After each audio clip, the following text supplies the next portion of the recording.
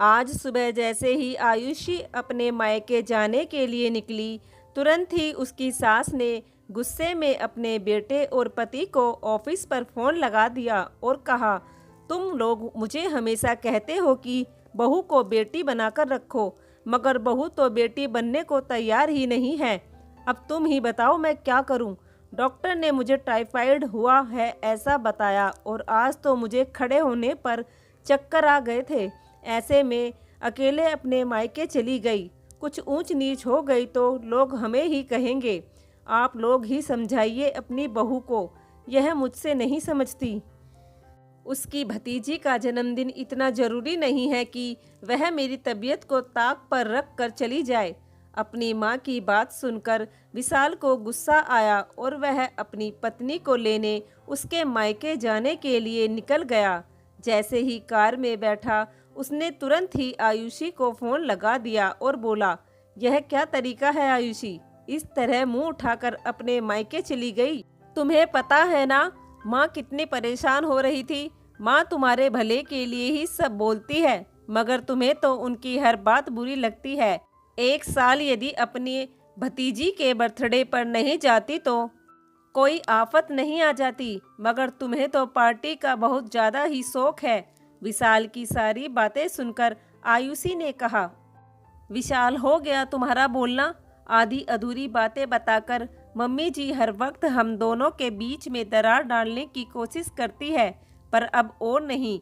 आज सुबह से मेरी तबीयत बिल्कुल भी ठीक नहीं थी, कमर दर्द के कारण, मगर तुम्हारी माँ ने एक बार भी नहीं बोला आराम कर ले, रसोई का काम मैं कर लूँगी। मुझे खाना खाने का भी टाइम नहीं मिला। वहाँ रहकर रोना आ रहा था मुझे।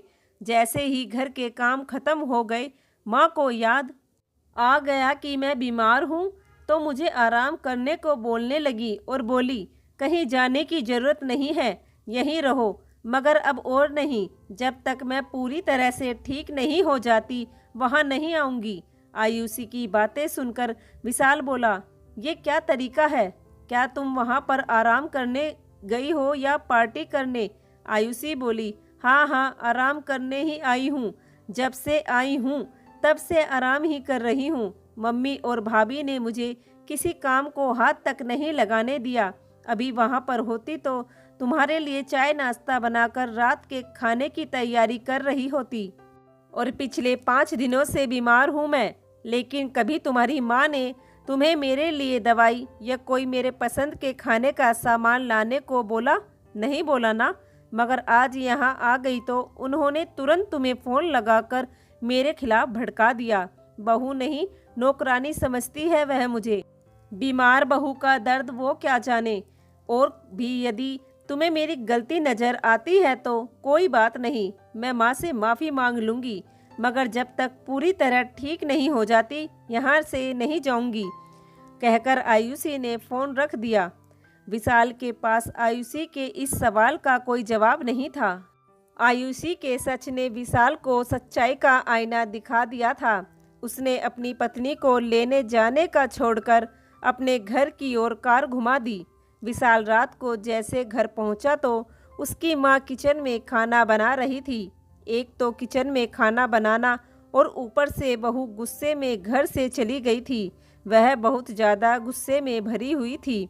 तभी विशाल की मां विशाल से बोली, तू बता, मैंने कुछ गलत किया क्या? इतनी बीमार होकर उसे सिर्फ जाने से रोक दिया तो उसने मेरा कहना नहीं सुना। यदि मेरी जगह उसकी माँ होती तो क्या वह उनका कहना भी नहीं सुनती?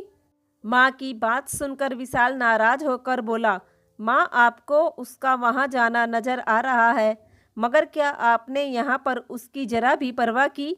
मैं खुद देख रहा था कि बीमारी की हालत में भी वह पूरे घर का काम कर रही थी। अच्छा है चली गई, कुछ दिनों उसे आराम हो जाएगा। मैंने खुद ही आयुषी को कह दिया है कि जब तक तुम ठीक नहीं हो जाती आराम से अपने मायके में रहो। तुम्हें यहाँ ससुराल की चिंता करने की ज़रूरत नहीं।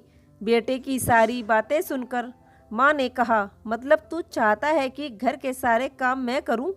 तब विशाल बोला, नहीं माँ, आपको भी काम करने की ज़रूरत नहीं है। आप कामवाली को थोड़ा ज़्यादा पैसे देकर उससे काम करवा लीजिए।